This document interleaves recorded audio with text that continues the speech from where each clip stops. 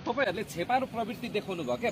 गृहमन्त्रीको bottom line के थियो भने राजीनामा माग्नु भएको थियो, तर तपाईहरुले राजीनामा होइन एउटा सम्झौता गर्नुभयो, अग्नि सापकोटासँग गृहमन्त्री साट्नुभयो। यथार्थ यो हो नि हैन? अग्नि सापकोटालाई गृहमन्त्री कहाँबाट आयो त कुरा? अग्नि सापकोटा द्वन्द्वकालीन मुद्दा बिउजिने भयो, मेलमिलापमा जानुपर्ने होइन।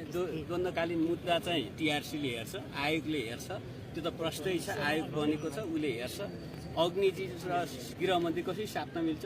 अग्निजी चाहिँ नेता हुनुहुन्छ, गृहमन्त्री मन्त्री हुनुहुन्छ, सांसद भए त अलिअलि साथीहरू पनि हुन्थ्यो होला। त्यसलाई शङ्का यो एउटा कुरा मान्छे एउटा कुरा तपाईँहरूले अब पछाडि हड्डु भयो र गृहमन्त्रीले पनि 1 महिनाभित्र हामी के अरे गठन गर्छौँ छानबिन समिति भन्नुभएको छ। यो कस्तो छानबिन समिति हो? सम्झौता पत्रमा पनि उल्लेख छैन। छानबिन चाहिँ अब यसमा चाहिँ न्यायिक आयोग पनि हुनसक्छ, छानबिन अरू खालको समितिहरू पनि गर्ने सरकारले नै गर्ने गर्छ। त्यसमा सरकारले हामी एउटा उपयुक्त संरचना बनाउँछौँ भनेको हुनाले 1 महिनाभित्र त्यो संरचना हामी हेर्छौँ।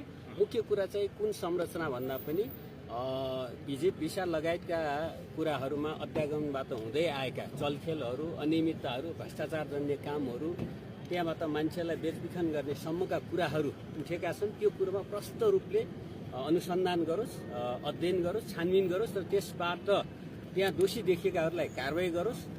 बाँकी नीतिगत सुधार गर्ने, संरचनागत सुधार गर्ने कुराहरू गरोस्। त्यो सरकारको प्रतिबद्धता भएको हुनाले ठोस प्रतिबद्धताका आधारमा हामी संसदलाई नियमित गरेका छौँ। त्यो चाहिँ स्पष्टै आएको छ।